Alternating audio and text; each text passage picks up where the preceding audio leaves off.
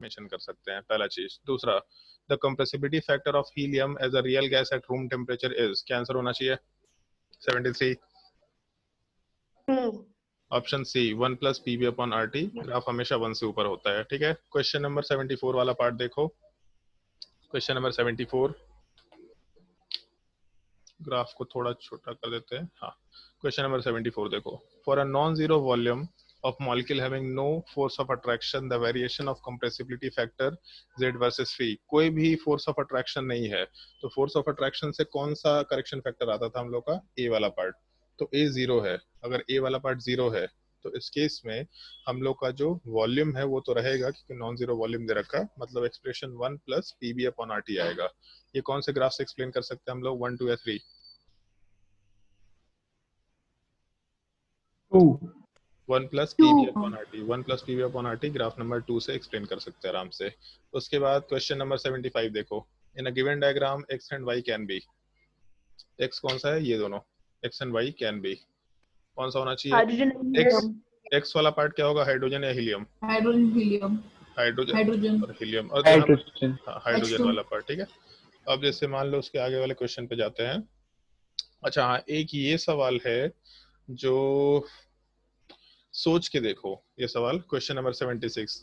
इसको वैसे हम नॉर्मली ये तुम्हारे नोट्स कॉपी में कराते हैं, बट ठीक है, तुम्हारा यही नोट्स कॉपी है बेसिकली। क्वेश्चन नंबर 76, सोच के देखो।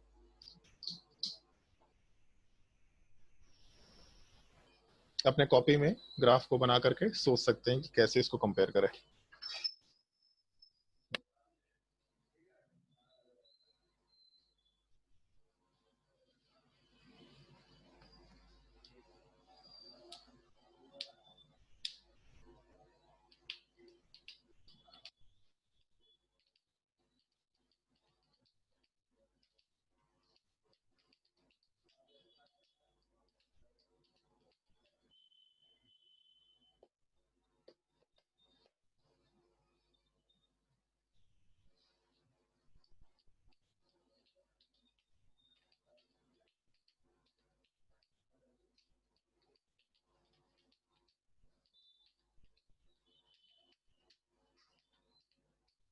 सर पहला ऑप्शन। क्यों? ए ये क्यों? Z equals to PVM upon RT लिखेंगे, फिर हम लोग हाँ। प्रेशर को कांस्टेंट कर देंगे एक लाइन खींच के, उसके बाद फिर Z को कंपेयर करके T को कंपेयर कर लेंगे। बहुत अच्छा। किधर लाइन खींचा था, ऊपर लाइन खींचा था कि नीचे खींचा था? Parallel to Y axis. Parallel to y axis. तो एक काम करो, जो पैरेलल टू वाई एक्सिस किया था वो नीचे के डायरेक्शन में करके देखो, मतलब z = 1 से ऊपर जो काम किया था वो नीचे करके देखो, फिर देखो क्या आंसर आता है। हमको मालूम था लोग ये करते हैं, फिर देखो तुम्हारा आंसर क्या आ रहा है। C।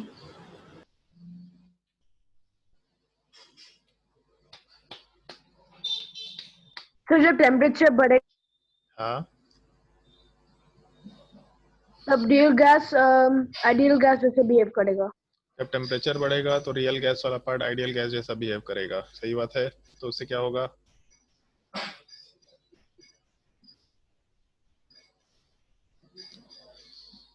बताओ भी उससे क्या होगा? सर तो T2 होना चाहिए सबसे बड़ा टेम्परेचर, हाँ, और एक मिनट T1 और इसको, T3 को शायद कंपेयर नहीं कर सकते हम लोग, इसलिए उसको वैसे दिया हुआ है ऑप्शन बी में। हाँ, क्यों? और जैसे हम लोग हमेशा ये काम नहीं कर सकते जो हम लोग करने की कोशिश करते हैं, जैसे हम लोग लिखते हैं ना वहाँ पे ग्राफ वाले पार्ट में, एक आइदर हॉरिजॉन्टल लाइन खींच लो या फिर एक वर्टिकल लाइन खींच लो, ये कर सकते हैं, इसमें कोई दिक्कत वाली चीज नहीं है। लेकिन जब हम लोग क्वेश्चन सॉल्व करना शुरू करते हैं तो यहाँ पे प्रॉब्लम क्या है कि, अच्छा एक सेकंड रुक जाओ, यहाँ पे प्रॉब्लम क्या है कि ग्राफ वाले पार्ट में, एक सेकंड, ग्राफ वाले पार्ट में हम लोग यहाँ पे ग्राफ को z = 1 वाले एक्सिस के नीचे भी लेके जा रहे हैं और ऊपर भी लेके जा रहे हैं, और जब नीचे और ऊपर दोनों तरफ से कंपैरिजन कर रहा है तो इस केस में हम लोग का कंपैरिजन वाला पार्ट नीचे के हिसाब से अलग आंसर देगा और ऊपर वाले पार्ट के हिसाब से अलग आंसर देगा, कंपेयर करके कभी देखना। तो जैसे इस एक क्वेश्चन का थोड़ा ध्यान रखना, क्योंकि हम लोग नॉर्मली जो भी कंपैरिजन करते हो केवल एक कोऑर्डिनेट एक्सिस में करते हैं, बट यहाँ नीचे अलग कोऑर्डिनेट एक्सिस है, ऊपर अलग कोऑर्डिनेट एक्सिस है, तो इसीलिए इस क्वेश्चन में ये पार्ट अप्लाई नहीं कर सकते। इस क्वेश्चन में नॉर्मली ये चीज सोचते हुए काम करना, जैसे, अरे यार कहाँ गया, इस क्वेश्चन में नॉर्मली ये चीज कंसिडर करते हुए काम करना कि अगर हम लोग अपने कंसेप्ट को लेकर के चले,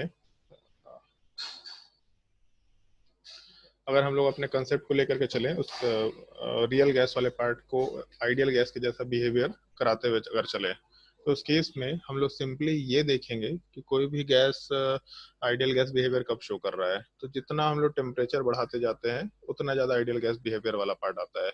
तो इन तीनों गैसेस के केस में जो T2 है उसका Z इज इक्वल टू 1 से डेविएशन सबसे कम है। तो अगर Z इज इक्वल टू 1 से डेविएशन सबसे कम है तो इसका मतलब हम लोग, और उसमें भी लो प्रेशर जोन की बात कर रहे हैं, लो प्रेशर और उसके अलावा हाई टेम्परेचर वाला पार्ट। तो अगर लो प्रेशर जोन में टेम्परेचर के हिसाब से कंपैरिजन करना शुरू करें, एक सेकेंड, ये पार्ट यहाँ से इधर वाले पार्ट में, तो उस केस में T2 का डेविएशन सबसे कम है। अगर T2 का डेविएशन सबसे कम दिखाई दे रहा है इसका मतलब ये सबसे हाईएस्ट टेम्परेचर रहा होगा। ऐसा T3 क्यों दे रखा है भाई? T3 तो नहीं होना चाहिए। ऑप्शन बी आंसर होना, T2 वाला पार्ट सबसे हाईएस्ट टेम्परेचर है, ऑप्शन बी वाला पार्ट इसमें आंसर होना चाहिए। जो T2 वाले पार्ट में डेविएशन हम लोग को लो प्रेशर जोन में सबसे कम मिल रखा है, तो इस केस में ऑप्शन बी वाला पार्ट आंसर आएगा। T2 वाला पार्ट सबसे हाईएस्ट टेम्परेचर है जहाँ पे हम लोग सबसे ज्यादा रियल गैस वाले पार्ट को एक आइडियल गैस बिहेवियर की जैसा कंपेयर कराने की कोशिश कर रहे हैं। और बाकी हम लोग T3 और T1 में कोई कंपेरिजन नहीं कर सकते, क्योंकि जैसे मान लो अगर हाइड्रोजन गैस हो हमेशा ऊपर ही रहेगा और कोई रियल गैस हमेशा नीचे रहेगा, तो सेम टेम्परेचर पे ऊपर गया और नीचे गया उसके लिए और भी कुछ वैल्यू दे रखे होने चाहिए। तो मेरे हिसाब से इन दोनों का कंपैरिजन हम लोग नहीं कर सकते। और अगर केवल एक ही गैस है तो एक गैस में भी अलग अलग टेम्परेचर पे जो स्लोप का पार्ट है वो किस तरीके का रहेगा उसके लिए कुछ वैल्यू दे रखे होने चाहिए। तो इन दोनों को कंपेयर नहीं कर सकते। बस एक चीज मालूम है कि T2 वाला पार्ट T1 से बड़ा होना चाहिए, ये मालूम है, और T3 वाले पार्ट से ये बड़ा होना चाहिए। ये हम लोग आराम से कंसिडर, यार नहीं इसमें कर सकते हैं। एक ही गैस दे रखा ना, N2 गैस दे रखा है अगर, तो N2 गैस वाले पार्ट में टेम्परेचर जितना बढ़ाते चले जाएंगे उस केस में हम लोग का Z वाला पार्ट आइडियल गैस की तरफ आता चला जाएगा। लो प्रेशर जोन में तो हम लोग आइडियल गैस की तरफ आएगा। सर कंपेयर कर भी सकते हैं तो बी ऑप्शन तो सही है ना, तो फिर क्यों? बी ऑप्शन तो सही है, बी ऑप्शन में तो कोई दिक्कत वाली चीज नहीं है, लेकिन अगर हम लोग का Z वाला पार्ट हम लोग कंसिडर करके चल रहे हैं तो आइडियल गैस बिहेवियर तो आ गया लो प्रेशर और हाई टेम्परेचर। क्या होगा?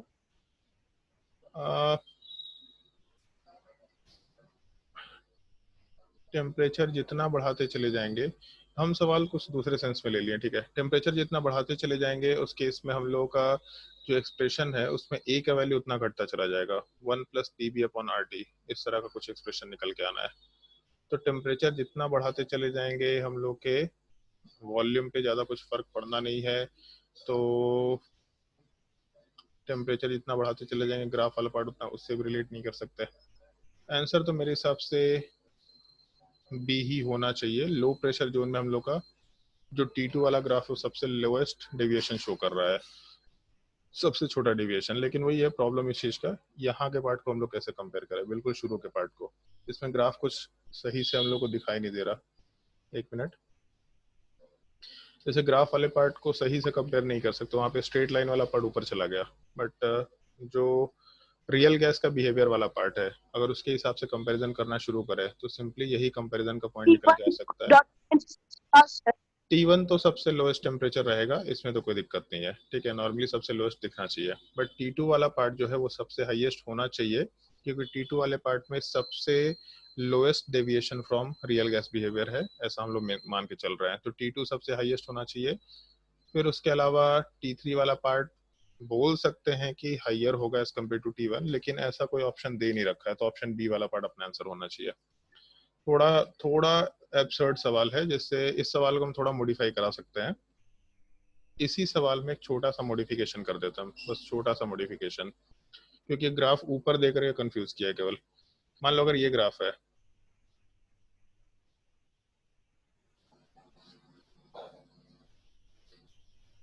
मान लो यहाँ पे इस क्वेश्चन में ऐसा मेंशन कर रखा T1 टेम्परेचर, T2 टेम्परेचर और T3 टेम्परेचर, इन तीनों को कंपेयर करके देखो कि इन तीनों में क्या होगा। उसमें एक छोटा सा इन्फॉर्मेशन ये भी है कि अगर एक ही गैस के लिए हम लोग अलग अलग टेम्परेचर पे ग्राफ को डिनोट करते हैं तो उसके इसमें वो पूरा का पूरा ग्राफ अलग अलग टेम्परेचर वाला हमेशा एक पॉइंट पे क्रॉस करेगा ही करेगा। एक छोटा सा इन्फॉर्मेशन आगे मेंशन करने वाले भी थे। तो इस केस में अगर T1, T2, T3 से कंपेरिजन करते हैं तो जो अरविंद काम किया कि हम लोग यहाँ से एक स्ट्रेट लाइन वर्टिकली ड्रॉप किए, उसके हिसाब से कंपैरिजन किया, उधर का आंसर अलग आएगा और इस साइड से कंपैरिजन करते तो आंसर अलग आता। इस क्वेश्चन में normally z is equal to 1 से जितना ज्यादा टेम्परेचर हम लोग बढ़ाते चले जाएंगे z इज इक्वल टू 1 की तरफ ग्राफ उतना ही चला जाएगा, क्योंकि अपना जो आइडियल गैस बिहेवियर है वो लो प्रेशर और हाई टेम्परेचर की वजह से आता है। तो जितना हाइयर टेम्परेचर होगा हम लोग के रियल गैस का आइडियल गैस बिहेवियर की तरफ ओरिएंटेशन उतना ही ज्यादा चलता चला जाएगा। मतलब ग्राफ जो है इस z is equal to 1 axis से उतने ही कम दूर पे आता चला जाएगा या फिर उतने ही नजदीक आता चला जाएगा। तो जब हम लोग T1, T2, T3 कंपैरिजन करेंगे तो जिस ग्राफ में डेविएशन सबसे लोएस्ट है, ये T3 वाला पार्ट, ये टेम्परेचर सबसे हाईएस्ट होगा। फिर जिसमें डेविएशन थोड़ा ज्यादा हुआ वो सेकंड टेम्परेचर होगा, फिर T1 वाला पार्ट बोल सकते हैं। लेकिन ये जो ग्राफ ऊपर के डायरेक्शन में दे रखा, इस ऊपर वाले ग्राफ को हम लोग T1 वाले पार्ट से कंपेयर नहीं कर सकते एग्जैक्टली, मेरे हिसाब से तो नहीं कर सकते। ये ग्राफ ऊपर के डायरेक्शन में चला गया, हो सकता है कि ऐसा कुछ कंपैरिजन करने की कोशिश कर रहे हैं हम लोग कि टेम्परेचर बढ़ाते चले जाएंगे तो ग्राफ वाला पार्ट ऊपर आ रहा है, तो T1, T2 में ग्राफ ऊपर आया। लेकिन नाइट्रोजन वाले केस में ऐसा हम तो नहीं सुने हैं नॉर्मली कि बहुत हाई अगर टेम्परेचर करेंगे तो ग्राफ ऊपर ही शिफ्ट हो जाता है, ऐसा हम नहीं सुने कि ग्राफ वाला पार्ट एकदम ऊपर ही शिफ्ट हो जाता है। लेकिन अगर उसी कंसेप्ट के हिसाब से काम करें हम लोग कि टेम्परेचर अगर बढ़ा रहे हैं तो डेविएशन वाला जो पार्ट है वो कम होता चला जा रहा है, लेकिन वो डेविएशन कम हो रहा है तो ग्राफ ऊपर जाने का कोई सेंस नहीं बनता है। तो इसलिए थर्ड ऑप्शन वाला पार्ट तो मेरे हिसाब से नहीं होना चाहिए। एक बार इसका आंसर हम देख लेते हैं, इसका आंसर क्या दे रखा। मेरे हिसाब से ऑप्शन बी होना चाहिए, बट पता कर लेंगे हम कि टेम्परेचर बढ़ाने से ऐसा कुछ हो सकता है क्या। एक्सरसाइज का क्वेश्चन नंबर 76 था।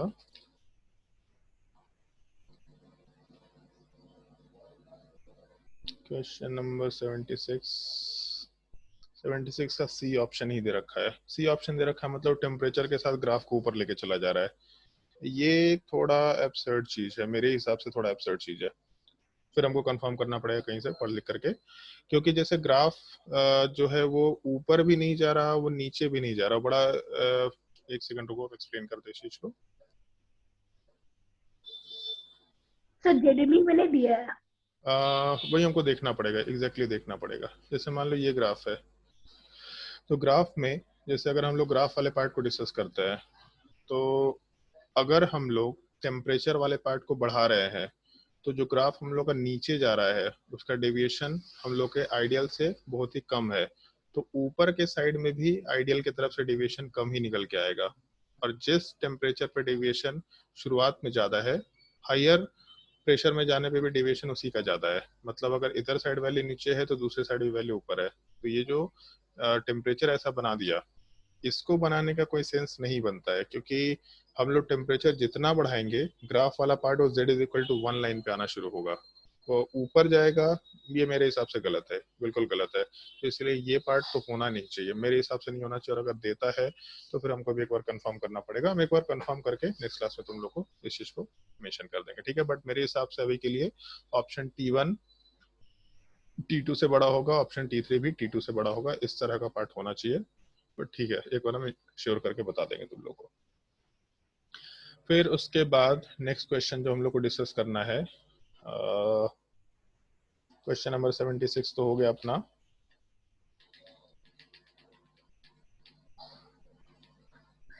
क्वेश्चन नंबर 76 वाले पार्ट के बाद क्वेश्चन नंबर 77 ट्राई करके देखो। सब सिंपल सिंपल थ्योरेटिकल क्वेश्चन है, फटाफट ट्राई करके देखो क्वेश्चन नंबर 77।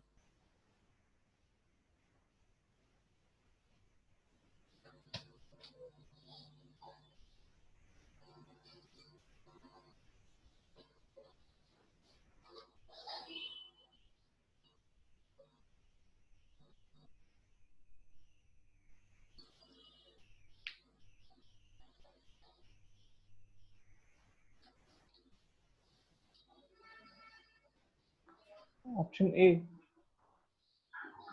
सवाल में PV is equal to NRT दे रखा और यहाँ पे एक छोटा सा पार्ट मेंशन किया है, non zero value of force of attraction. मतलब ए वाला पार्ट एग्जिस्ट करेगा, तो अगर ए वाला पार्ट एग्जिस्ट करेगा तो बी वाले पार्ट को हम लोग नेग्लेक्ट करके चल रहे हैं। इसलिए सवाल में Z का एक्सप्रेशन नहीं दिया, PV is equal to NRT के फॉर्मेट में चीजें दे रखी है। तो उस एक्सप्रेशन वाले पार्ट में हम लोग ऐसा कंसिडर कर सकते हैं, एक मिनट,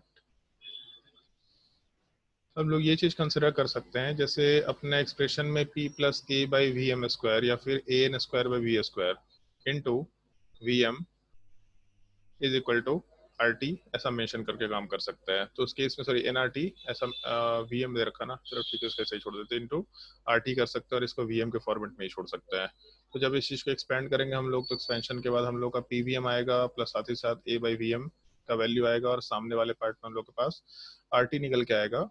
और उसके बाद ए बाई वी एम वाले पार्ट को उठा के दूसरी साइड लेके चले जाते हैं। तो जब ए बाई वी एम को दूसरी साइड उठा के ले जाएंगे तो P V M is equal to are T minus a by we M निकल के आएगा। तो इस एक्सप्रेशन में यहाँ पे छोड़ के कंपैरिजन कर सकते हैं। एक्सप्रेशन में सी ऑप्शन तो हो नहीं सकता, बी ऑप्शन हो नहीं सकता क्योंकि बी है ही नहीं, डी ऑप्शन हो नहीं सकता, तो बचा एक ही ऑप्शन ए वाला पार्ट। बट इसके आगे अगर कैलकुलेशन करेंगे तो कैलकुलेशन वाले पार्ट में जैसे वीएम को अगर हम लोग वी के टर्म में रिप्रेजेंट करना शुरू करें और एन के टर्म में रिप्रेजेंट करें, तो P V upon N is equal to are T minus a upon we M का मतलब हो गया वी बाई एन। तो ए एन बाई वी ऐसा लिख सकते हैं। एन को दूसरी साइड मल्टीप्लाई करेंगे तो एन आर टी आएगा और यहाँ पे एन स्क्वायर वाला पार्ट आएगा। तो एक्सप्रेशन में P V is equal to आराम से N are T minus a N square by V के बराबर कंसिडर किया जा सकता है। उसके बाद क्वेश्चन नंबर 78 तो जस्ट अभी डिस्कस करेंगे हम लोग। क्वेश्चन नंबर 79 डिस्कस करेंगे, ये सब तो नहीं कर सकते। क्वेश्चन नंबर 82 ट्राई करके देखो। सिंपल थ्योरेटिकल क्वेश्चन है इसलिए इसको क्लास में ही करा रहे हैं, लास्ट क्लास में बोला भी था।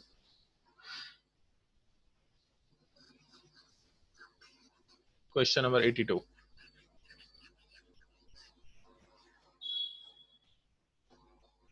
identify the condition of pressure and temperature at which a real gas shows maximum deviation from ideal behavior। maximum deviation चाहिए तो minimum deviation कब होता है? लो प्रेशर और हाई टेम्परेचर में। तो maximum deviation कब होगा? तो उल्टी कंडीशन में बोल सकते हैं। तो इस केस में हाई प्रेशर लो टेम्परेचर, तो सबसे लोएस्ट टेम्परेचर 273 दिख रहा है और 273 के अलावा हम लोगों को जो प्रेशर हाईएस्ट है वो 10 दिख रहा है। इसका मतलब ऑप्शन ए वाला पार्ट कंसिडर कर सकते हैं। क्वेश्चन नंबर 83 ट्राई करके देखो।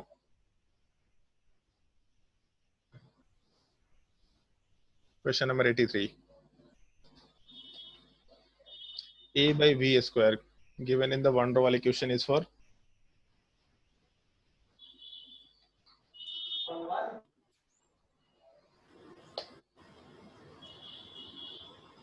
सी। ऑप्शन सी पक्का? सोच समझ के जवाब देना। तो कच्चा कच्चा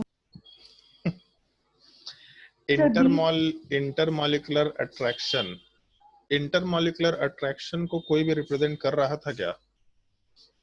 हम लोग तो वान डर वाल इक्वेशन में प्रेशर में करेक्शन फैक्टर इंट्रोड्यूस किए थे। वो करेक्शन फैक्टर क्यों आया था?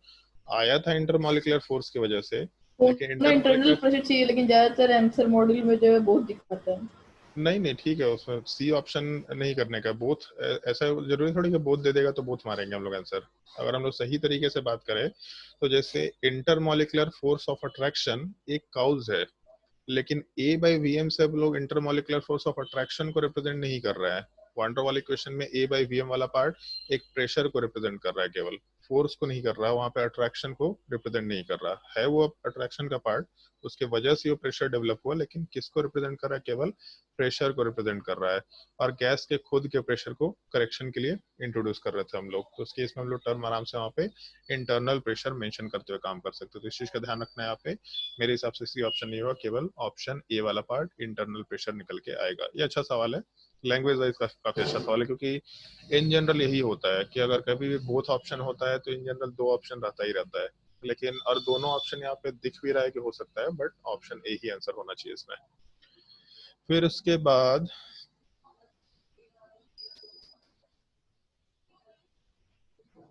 84 थ्योरेटिकल क्वेश्चन है, खुद से ट्राई करके देख लेना, उसको डिस्कस नहीं करें। क्वेश्चन नंबर 85 ट्राई करके देखो। 85 अच्छा सवाल है, मतलब थोड़ा सा न्यूमेरिकल कैलकुलेशन है इसमें।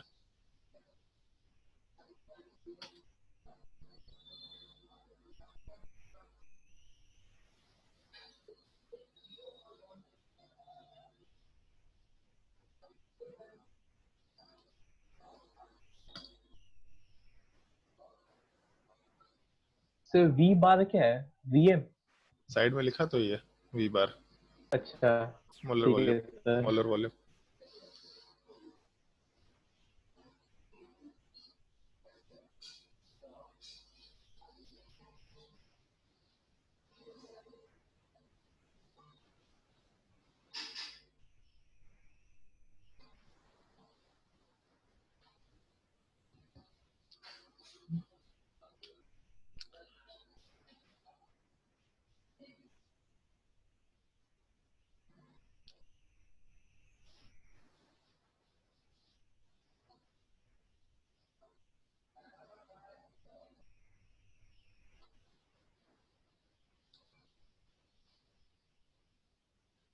ढंग से ऑप्शन कैलकुलेट करके देखना, ठीक ठीक सवाल है ये।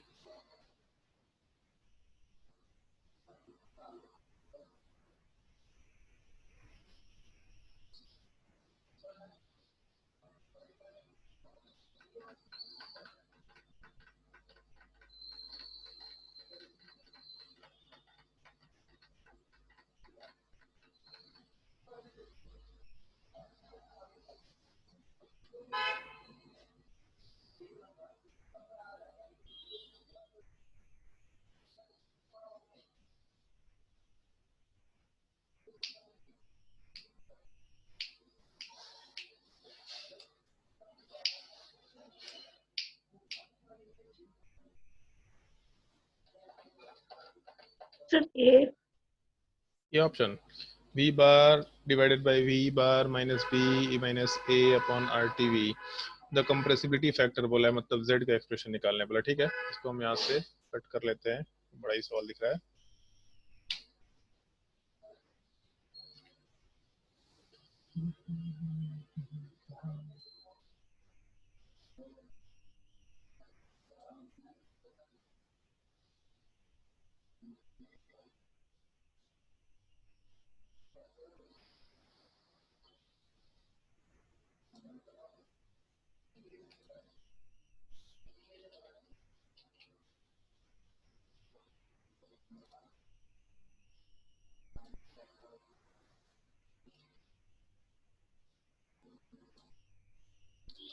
सवाल में ऐसा मेंशन किया है कि, एक मिनट,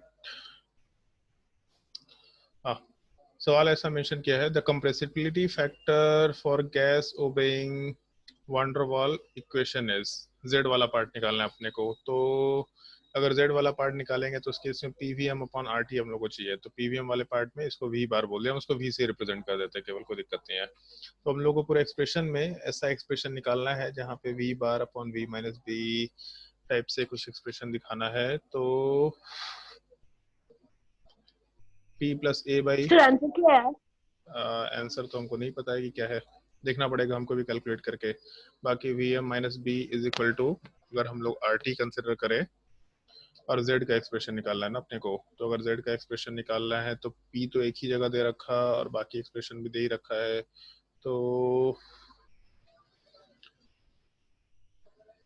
अगर ऐसा एक्सप्रेशन कंसिडर करें p plus a by we square, और वी एम माइनस बी को उठा के दूसरे साइड ले जाते हैं, क्योंकि हर जगह इस तरीके से दे रखा है वी माइनस बी, तो वी माइनस बी को, मतलब ये वी एम माइनस बी को उठा के दूसरे साइड लेके चले जाते हैं। तो यहाँ से R T upon V M minus B consider कर सकते हैं। फिर उसके बाद हम लोग को z निकालना है। तो p तो है, vm अपॉन आर टी चाहिए, z का मतलब होता है pvm अपॉन आर टी। तो इसे vm से मल्टीप्लाई कर देते हैं। तो इधर भी vm से मल्टीप्लाई कर दो, दूसरे साइड भी vm से मल्टीप्लाई कर दो। तो pvm plus a by vm बच जाएगा, is equal to R T V M divided by vm minus B लिख सकते हैं।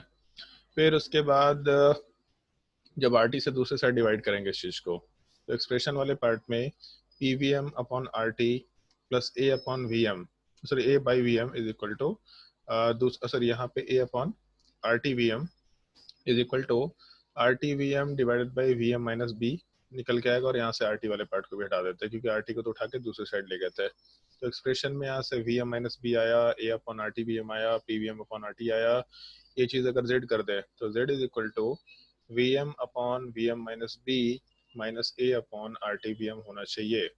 तो v m upon V M minus b minus a upon R T V m, v m upon V M minus b, तो एक तो ये part है, ये पार्ट है ऑप्शन ए और सी में से कोई एक होना चाहिए। A upon R T V M minus sign के साथ दे रखा हो तो ऑप्शन ए वाला पार्ट आराम से आंसर कंसिडर कर सकते हैं। तो अपना जो सबसे बेसिक वंडर वाली क्वेश्चन है, बस उसी वंडर वाले क्वेश्चन को थोड़ा मैनिपुलेट करके हम लोग को ऑप्शन ए वाला पार्ट निकालना था। ऑप्शन ए आंसर कंसिडर कर सकते हैं, आंसर यही होना चाहिए और तो कोई आंसर होगा भी नहीं। फिर तो जेड इक्वेशन को निकाल के मतलब कि सब इक्वेशन को थोड़ा थोड़ा सॉल्व करके देखेंगे तो भी निकाल सकते हैं ना। हाँ ठीक है, क्योंकि ये ऑब्जेक्टिव टाइप का क्वेश्चन आंसर यही है लेकिन अप्रोच थोड़ा गलत है। ठीक है चलेगा, मतलब क्योंकि 4 ऑप्शन अवेलेबल है तो चारों ऑप्शन के हिसाब से भी काम कर सकते हैं, कोई दिक्कत नहीं है। अप्रोच वो गलत नहीं है, ऑब्जेक्टिव के लायक क्वेश्चन है ये, ठीक है। उसके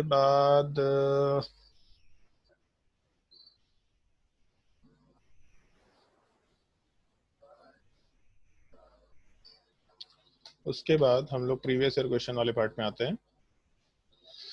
प्रीवियस ईयर क्वेश्चन में मेंस वाला क्वेश्चन लोग एक बार डिस्कस कर लेते हैं, देख के मालूम पड़ जाए कि मेंस वाले क्वेश्चन में क्या क्या सवाल पूछा जाता है। तो ये सब नहीं दिख रहा।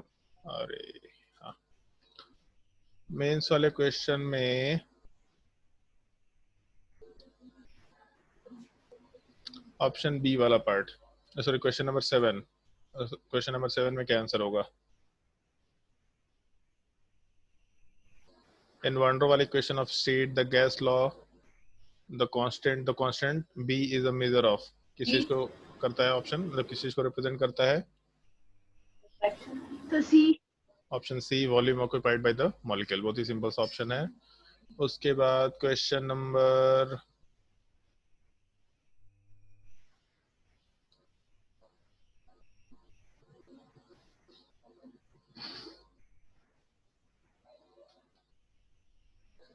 क्वेश्चन नंबर 10, ये एडवांस का सवाल है। क्वेश्चन नंबर 10,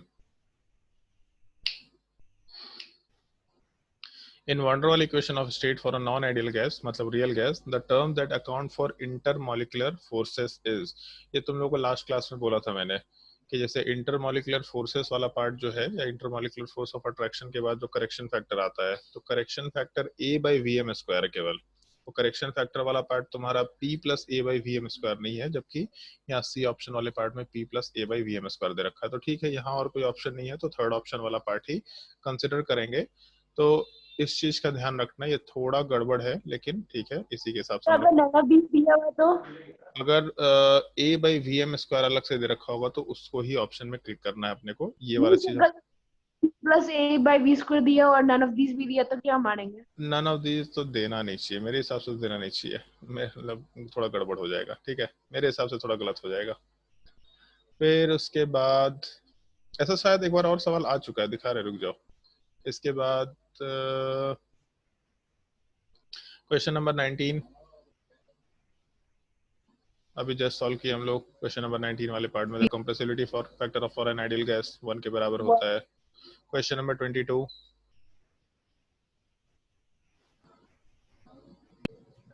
शायद क्वेश्चन नंबर 12 भी था, वंडर वाल्स क्वेश्चन का। क्वेश्चन नंबर 12, एक सेकंड, नहीं ये अभी हम लोग नहीं पढ़ा है, इसमें ए वाले पार्ट के ऊपर चीजें डिपेंड कैसे करती हैं, वो चीज का डिस्कशन हम लोग नेक्स्ट क्लास में करेंगे, आज नहीं हुआ है अभी। Question number 22, a gas will approach ideal gas behaviour, क्या होगा आंसर?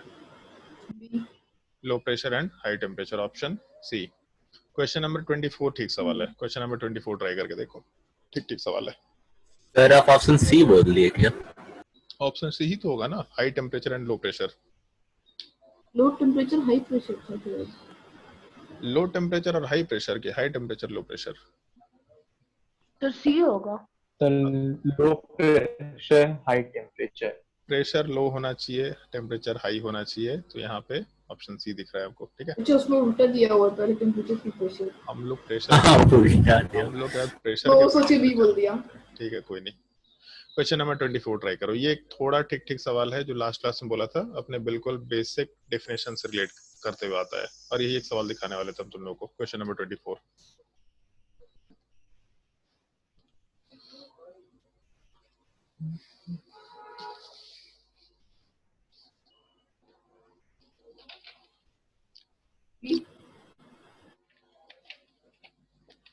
कंप्रेसिबिलिटी फैक्टर z वाला पार्ट लेस देन यूनिटी है, less than unity, therefore VM का मतलब हम लोग हमेशा रियल गैस के मोलर वॉल्यूम की बात करेंगे। तो तुम लोग को लास्ट क्लास में बोला था ऑल दो, क्या बोल रहे हैं सर देख लेते हैं आंसर, हमको पता तो नहीं है। इस केस में जैसे हम लोग हमेशा इस बेसिक डेफिनेशन को याद रखेंगे। तुम लोग को बोला था लास्ट क्लास में एक बार जे एडवांस में सवाल आ चुका है और कभी आज तक इस बेसिक इक्वेशन पे कहीं से सवाल नहीं आया है। तो VM real bye VM ideal, तो इस केस में एक मोल एसटीपी कंडीशन पे 22.4 लीटर वॉल्यूम ऑक्यूपाई करके चलता है और सवाल में जेड वाला पार्ट लेस देन 1 है। तो बेसिकली ये वैल्यू लेस देन 1 होना चाहिए। तो यहाँ से वीएम रियल वाला पार्ट लेस देन 22.4 आराम से कंसिडर करके चल सकते हैं। ऑप्शन बी वाला पार्ट आंसर निकल के आ जाएगा। सिंपल सा क्वेश्चन है, एलिमेंट्री क्वेश्चन है, लेकिन बहुत सारे लोगों को ये डेफिनेशन ही नहीं मालूम रहता है कि जेड का एक बेसिक मतलब क्या है। तो ये बेसिक मतलब मालूम होना चाहिए सब लोगों को, ठीक है। फिर उसके बाद क्वेश्चन नंबर 24 के बाद क्वेश्चन नंबर 28 ट्राई करके देखो। क्वेश्चन नंबर 28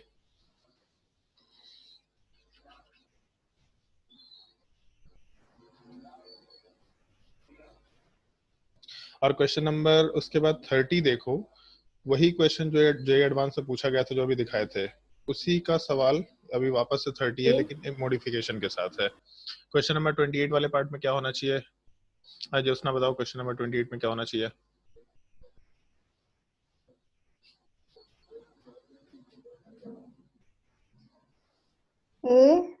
ये ऑप्शन पक्का पॉजिटिव डेविएशन है। पॉजिटिव डेविएशन का मतलब ग्राफ वाला पार्ट 1 से ऊपर कब जाता है।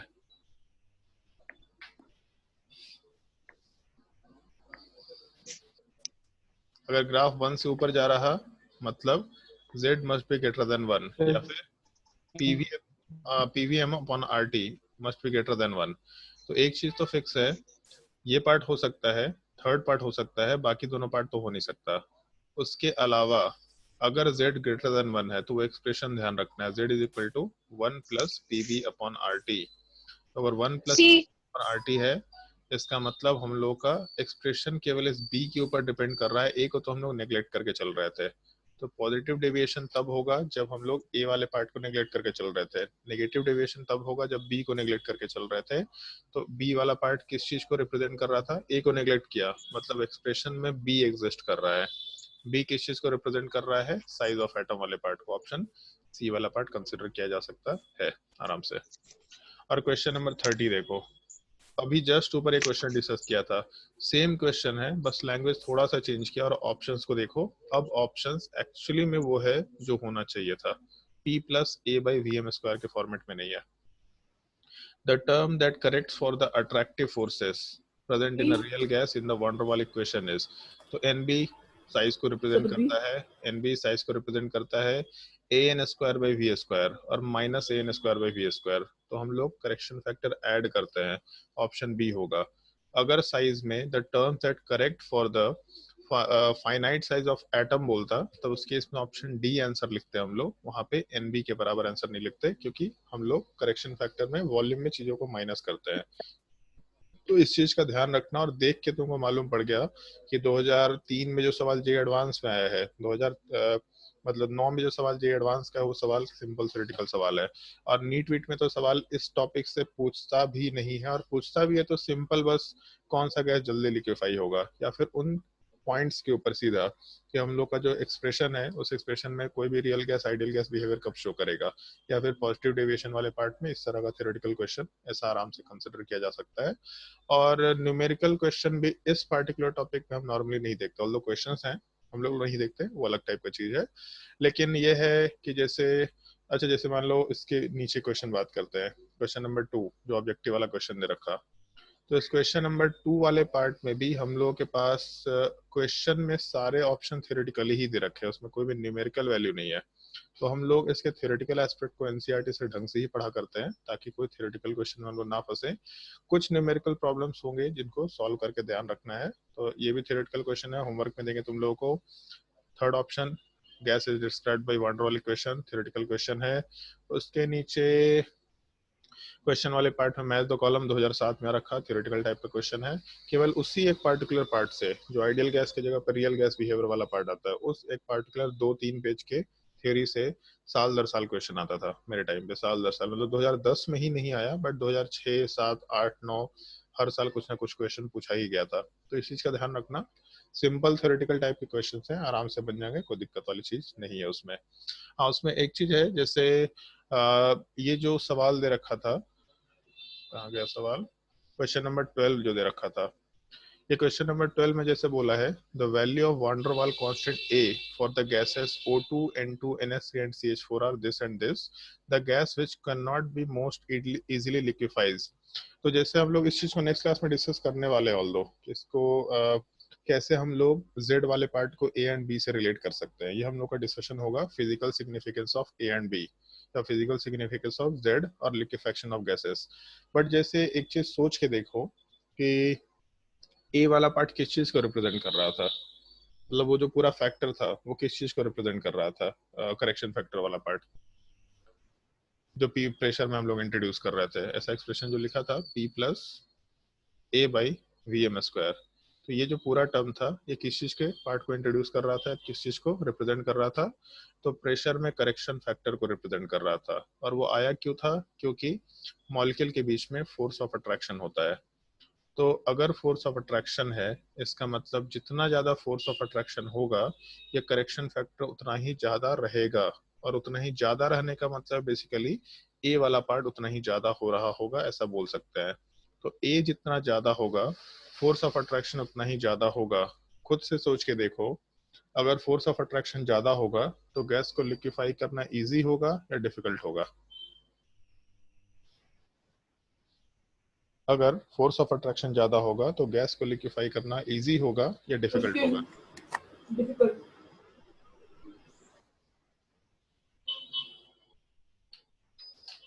डिफिकल्ट होगा, इजी होगा?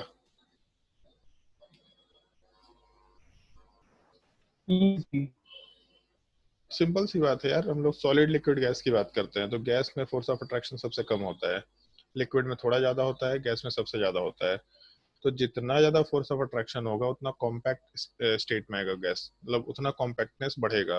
तो जितना कॉम्पैक्टनेस मतलब लिक्विड स्टेट बनने की टेंडेंसी सबसे ज्यादा है, तो ए का वैल्यू जिसमें सबसे ज्यादा होगा वो सबसे इजीली लिक्विफाई हो सकता है, ऐसा बोल सकता है। सवाल में ये पूछा है the gas which can most easily B liquefied, तो O2 का वैल्यू देखो 1.360, N2 का वैल्यू 1.390, NH3 वाले पार्ट का वैल्यू 4.170 और CH4 का वैल्यू 2.253 वाला पार्ट दे रखा है। तो इस पूरे पार्ट में